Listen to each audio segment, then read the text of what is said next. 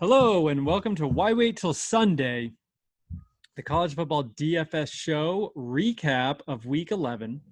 As you can see here, it's not college football related, but I'm paying homage to Kyler Murray, DeAndre Hopkins. We got Murray back here as well. Great player, super exciting. And I hope you guys caught the end of that Arizona game with the Hail Mary. If not, certainly be sure and check that out. Absolutely one of the top plays of the year, if not the play of the year. Murray to Hopkins, about 40, 50 yards to win the game. But we're here to talk about college. And as you can see behind me, not losing is winning. This is something me and my buddies tell each other. Basically, we had a break-even week with the picks. And, playing a lot of tournaments, that's really not too bad. Kind of want to tread water until you can hit a big one is kind of what we're, all about. If you just played cash games, double ups, triple ups, probably would have made some money. But what I like to do is kind of tread water and hope to land a huge one in a tournament. What we did this week was good enough to win cash games, but had too many big misses, especially at running back, which we'll go through, to do anything big in a tournament, despite nailing probably the game of the week, the biggest game of the week. You had to have Tar Heels and you had to have at least Jakari Roberson from Wake Forest. But, it looks like the winning lineups for the $4 big tournament had Sam Hartman. I bet every single contest winner had Hartman and Howell because Sam Hartman for Wake Forest went totally off as well with 44 points at only 5,500. This is a guy, I don't think Sam Hartman is bad. I actually kind of like him. I was touting him a bit 2 or 3 weeks ago in a good matchup, and he totally tanked. So a little lesson for me, don't write a guy off completely, but I just wasn't ready to get back in on Hartman, even in a good matchup. I mean, he was 5,500, so he opened up a world of opportunities for us. I didn't even get that far down in the price ranges, to be honest with you. Although on second thought, if I think that game's going to totally go off, I even mentioned that Wake Forest could probably score on UNC. Probably would have been something to at least consider, and it just kind of slipped my gaze there. So, but anyway, let's get to UNC. Certainly was excited about Sam Howell and company leading into the week. Sam Howell went absolutely bananas, had 56 points. On $8,000 price tag, but who cares how much he was? He scored 56 DraftKings points. He threw 6 touchdowns. He ran another one in, accounted for 7 total touchdowns, had 550 yards. And then the best news was he concentrated the passing yards and touchdowns pretty much to 2 receivers. So Daz Newsome, who was the cheaper of the two, but also Diami Brown, both went absolutely ridiculous as well. Brown, 39 points, Newsome, 43 points. Just insane. 2 touchdowns each, well over 100 yards, 8 or 9 catches each.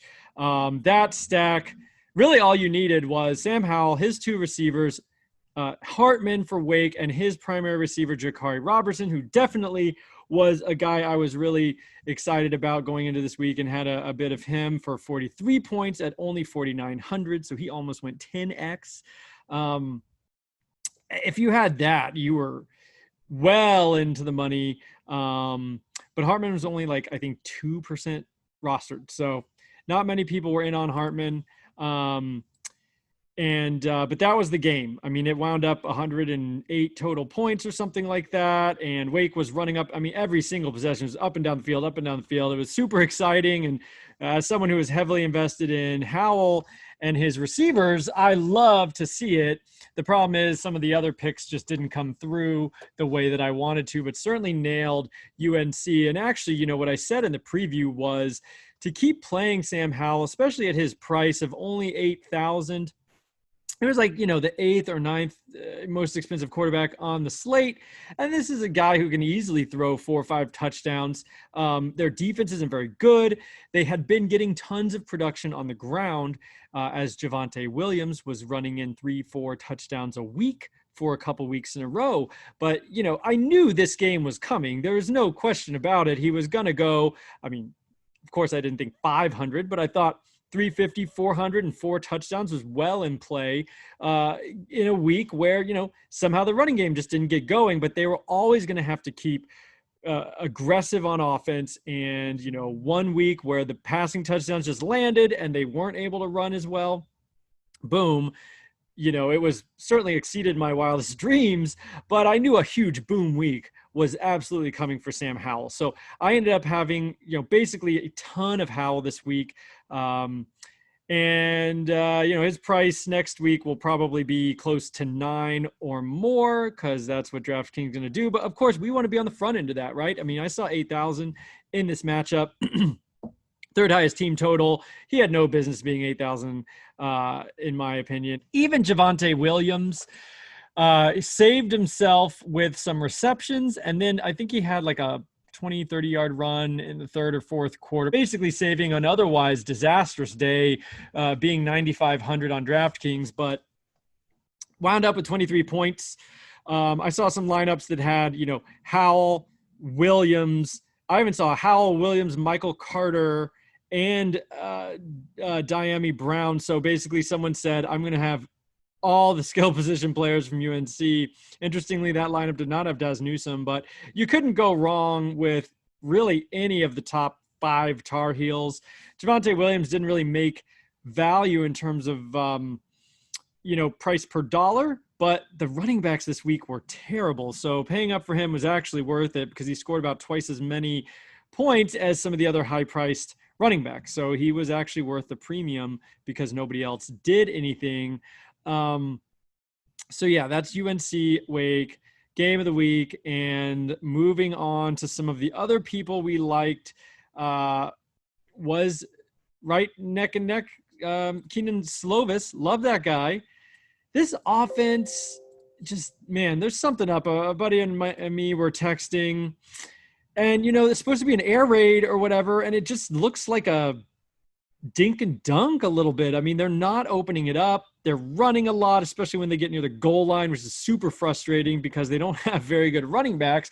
And they have Slovis, who is incredibly accurate, and should get his opportunities. And, 2 weeks in a row, they have 2 rushing touchdowns, inside the 10-yard line. And, Slovis has 2 passing touchdowns, but I think he's a Sam Howell effect where this is going to blow up one of these days, and I'm going to want to be in on it. Probably will keep playing Slovis. He looks good. I mean, his navigation in the pocket is really, really slick. He keeps his eyes upfield. He's always looking for an open guy, and he connects, most of the time. He looks good. The offense, the plays, and it just doesn't look slick. It just doesn't look smooth for them. But they're 2-0. They're ranked. They're going to keep it going, and I'm going to keep probably having Slovis as long as the matchups stay nice, which they should in the Pac-12. And his receivers, that's where this could be a bit of an issue. Amon-Ra St. Brown got over 100. He wound up with 21 points. Again, has not gotten into the end zone. But this is a guy where we might keep going back to the well. He looks really good out there. He's getting plenty of volume, 100 yards back-to-back weeks. Just hasn't gotten in the end zone yet. But they're spreading it around a lot. I mean, Drake London, and they've got Tyler Vaughns. And then even Brew McCoy gets involved. They've just got a lot of people to catch the ball, and they're all good. And so far, no one's really separated himself as like an alpha. So if example, UNC, if they're going to go off, Brown, and at this point Newsome, because Corrales, their other receiver, has been out, if they go off, it's going to go through them. Same with Louisville. If they go off, it's going to go through Tutu Atwell. There's teams where you just know if this is the matchup, it's going to go through this player. I think USC right now, we don't really know who's going to be the beneficiary. So honestly, a naked Slovis could be, a play going forward, because I don't think we can guarantee ourselves that any one receiver right now is going to be the primary target. They seem to spread it around a lot, which is fine for Slovis, but not as good for, a stack situation. Okay, the cheap quarterbacks for the most part were pretty bad that I targeted. I had Armstrong, Brewer, Lombardi. These were all guys under 7K. Armstrong came through in a big way. Wish I had more of him. He had 29 points, and he did exactly what you thought. That game was back and forth with Louisville. He's the quarterback for Virginia, but he runs the ball a lot. That's exactly what he did. He got in the end zone on a rush. He threw a couple passing touchdowns. He had 29 points, and that was beautiful for him. I ended up doing a lot more Charlie Brewer at 6,200. He is 18 points, which is not anything to write home about, especially when you're looking at tournaments. And man, if Baylor can't get it going against Texas Tech, I think I'm done. I don't see how I would want to do any kind of Baylor players going forward. I don't know how cheap you have to get, but 6,200 is too much for Brewer. And they don't look good. I'm out on Baylor. Lombardi for Michigan State. Okay, this trashed a couple of lineups for me. I talked myself into this guy. First-year starter for Michigan State. He had back-to-back 300-yard games to start his career and then had a bad game against Iowa. And I was like, well, Indiana's not Iowa. It is at Michigan State. 6,000 felt very safe against the Indiana defense. It's not, super special. He got benched after a couple of interceptions. He wound up with negative points. So it is hard as a quarterback to wind up with negative points. We got benched before halftime. That was there's no words for how big of a disaster that was for the lineups that he was involved with. And I had quite a bit at the end of it all, kind of talking myself into just the price point. And this guy had success on his resume against Big Ten teams, but man alive. Yeah, what can you say? That was an awful play. Definitely too heavy on him, especially when, Armstrong was only 500 more and did fine. Even Brewer would have been much better for $200 more than negative 2 points. Also liked Michael Penix. Didn't end up playing too much of him, and he was okay, about 22 points at 7,200. So not amazing, but he did okay for those that started him. Let's see. Staying away from Hooker and King in that Virginia Tech Miami game turned out to be a good call. Those guys both only hit about 20 points for over $9,000. That was definitely not worth the investment there. And then Malik Cunningham for Louisville. So we'll get to this a little bit later, but about an hour or two before kickoff, we get word that Cunningham's top two weapons, Javian Hawkins and Tutu Atwell, are not going to play in that game versus Virginia.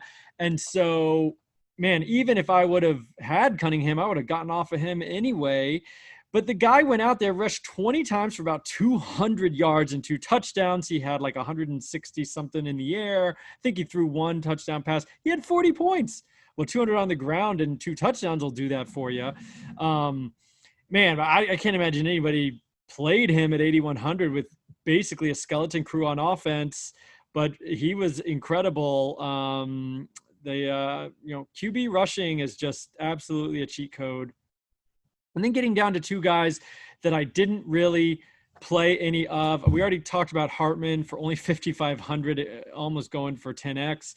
And then Grant Gunnell, which, in hindsight, that's an oversight that I did not have some Grant Gunnell, especially at 5,700. Why was I so into Rocky Lombardi? Maybe it was his name. But why was I so into Rocky Lombardi and not Grant Gunnell at 5,700 in a game that I thought would have a good amount of points, and it did have over 60 points for USC and Arizona. He had 26 points at 5,700. That's going to play for sure and would have been the best cheap quarterback pretty much under Sam Howell, at least on my list. Other than Brennan Armstrong, but he was about $1,000 left in Brennan Armstrong. So Grant Gunnell was a great, great play. And man, I was so in on that game. I even rostered a ton of one of his receivers who we'll talk about at the end. But just I even tweeted about it, and I said I just don't really know what Gunnell's going to do. Um, I don't think I'm going to roster him. But at 5,700, man, I should have flipped a couple of those Rocky Lombardis. I mean, I didn't have a ton of confidence in him. It was just the price thing. Why didn't I just flip out a couple? And I'm rambling here, but I'm just kicking myself now. And I even tweeted about it. I mean, he was on my radar as I looked into the Arizona offense, but just didn't do it. That's a bummer. Anyway, going forward, his price may go up a little bit. I mean, I don't think it'll be 5,700, but it shouldn't get too high. But he's going to be in the low sevens or something. And he's a guy we'll target, I think, for sure, after that nice performance. And he looked good. He ran a little bit. So I like Grant Gunnell going forward. All right. So running backs, man, it was a disaster for running back this week. Like I said, Javonte Williams scored 23. Kyron Williams was 11.4 points. I don't know if he got injured. Honestly, I didn't look back to see. He was like the third leading, ball carrier in terms of volume. Book had more. Sibo Flemister had more rushes. So I don't know if it was injury or what, but he did nothing. He did have 4 receptions. That's nice. Khalil Herbert was gimpy coming into the matchup and wound up with only 6.6 points. So, honestly, even Javonte Williams, in hindsight, it was a good fade. 23 points on 9,500 isn't great, but he just scored more than everyone else. And then Brennan Knox, who was my number one guy, was a weird game. He scored 8.4 points in the end at 8,500. That's horrible. And this was, this is a team with not a ton of talent, Marshall. They have this stud running back going up against the MTSU team, yielding the most rushing yards per game on the slate. It was a match made in heaven. Of course, these things don't always turn out the way you think, but Knox only had 10 carries like in the third quarter, like late in the third quarter. 10 carries. This is a guy averaging like 25 a game. I mean, I have no idea. I didn't get the game. It was on some, smaller channel. So I don't know. That was so bizarre. Just even like if it wasn't successful, but not feeding him. I mean, their quarterback went absolutely crazy with 4 or 5 touchdown passes over 300 yards. I said in the preview, you could tell yourself a story that MTSU sold out completely against the run. Maybe that is what happened. And Marshall said, okay, well, we'll beat you through the air. And they sure did. I mean, they totally boat raced them. And Knox got nothing. I mean, that was a bad play. Oh man, I just figured if I was trying to be too cute and too smart to not play him is what it seemed like. And in the end, that was a good idea. Javian Harkins, DNP. So he was him and Tutu Atwell, like literally an hour or two before the game. It was announced that they were not going to play the game at all. No injury that was reported. I have no idea what happened. And that was weird. So he didn't play. Letty Brown for 7,900. He was a bad matchup against Texas Christian. I'm just not going to play anybody against TCU, honestly, unless they're just absolutely dirt cheap in some situation. But Letty Brown for 7,900, I think he's a workhorse. He gets tons of volume, but I didn't want anything to do with TCU. And he scored 20 points. Turns out he was actually not a bad play just because no other running backs did anything. Stevie Scott had 16 points. He was a guy I was very, very in on. And looking back, I mean, 16 points at 7,200, more than $2,000 less than Javonte Williams. 4 points less than Letty Brown and about $700 less. I think he was a fine play. Like I said, no running backs really went off. You could definitely get away with Stevie Scott this week at his price. You just had to pick, obviously, the other expensive guys to pair with him. Cameron Harris, again, in a week that running backs didn't do much, he was okay, 5,900 and scored 12.3. Devin Ford ended up okay. He saved his day with a touchdown, 5,600 and scored 14.1. Keziah Holmes looked good, actually, for $3,000, and he scored 5 points. He had 50 yards on 4 carries kind of in the first half and then just never got back to him. Is a good looking player. I thought he'd kind of maybe start getting some more carries, and then he just didn't. Maybe an unannounced injury or something like that. So running back was bad, bad, bad. I mean, Brown, Scott, and Williams were the only guys to even really flirt with 20 points, at least on my list. And I'm not sure anybody else really went off either. Wide receiver, Jahan Dotson, 4.7 points. He killed ya. I had none. Don't really love. Why am I going to pay a premium on Penn State and a team that wants to run the ball and has no quarterback that can really throw? So, yeah, I'll probably not really play an expensive Penn State receiver. Diami Brown, 39 points. We talked about him. Mike Harley had 11 points. Kind of didn't do much. That Miami Virginia Tech game just wasn't really great for fantasy goodness. St. Brown scored 21, got to 100 yards, but again, didn't get into the end zone. Tutu Atwell didn't play. This one hurt me. I had a very lot of Tutu Atwell. Price point was really good. Matchup was good. And like I said, when Louisville goes off, it's going to be through Atwell. And he, I don't know, he DNP. There was no injury designation. I was busy, doing non-football related things at 1:30 when the news broke. I happened to check my lineup and see the O next to his name at about literally 327. Was kind of distracted, but managed to flip Tutu Atwell out in 2 or 3 lineups. Still had about 7 with his goose egg sitting in there.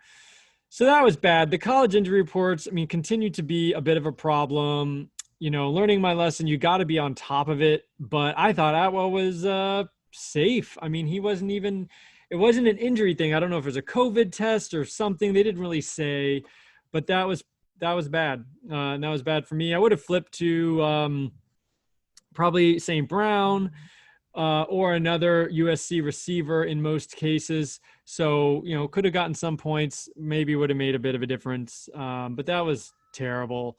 Philyor only had 6.5 points. Ty Freifogel is who went nuts for Indiana. He had 2 touchdowns, well over 100 yards. He had 46 points. He's looking good. Freifogel is, so for Indiana, I think we've got 2 receivers now who can be counted on, and not just one alpha. So Freifogel is welcome to the show, man. And Indiana is a team that we're going to continue to like, I think, and probably will continue to be somewhat inexpensive. Drake London, only 10.8 points. USC just spread it around too much. Tyler Vaughn's 14. Sneed for Baylor, man, 9.8 points. I'm just done. Baylor just stinks. I'm done with Baylor. Jaden Reed from Michigan State. He came through with 13.3 points. Even though the quarterback changed, he got back on track. Didn't do amazing things, but at 4,800, 13 points isn't too bad. Parker Washington had 12 points. He looked good again for Penn State. Now, that's the type of Penn State receiver I want for 4,400, not Dotson for 8,800. Daz Newsome, talked about him. Yusuf Ali was way down the target tree in this one. He's in Middle Tennessee receiver. He had 8.6 points. So that was frustrating. He just didn't do much. And actually, Middle Tennessee had a decent amount of passing, but not to him. Brew McCoy had 5 points. That wasn't much. You're hoping for a touchdown there.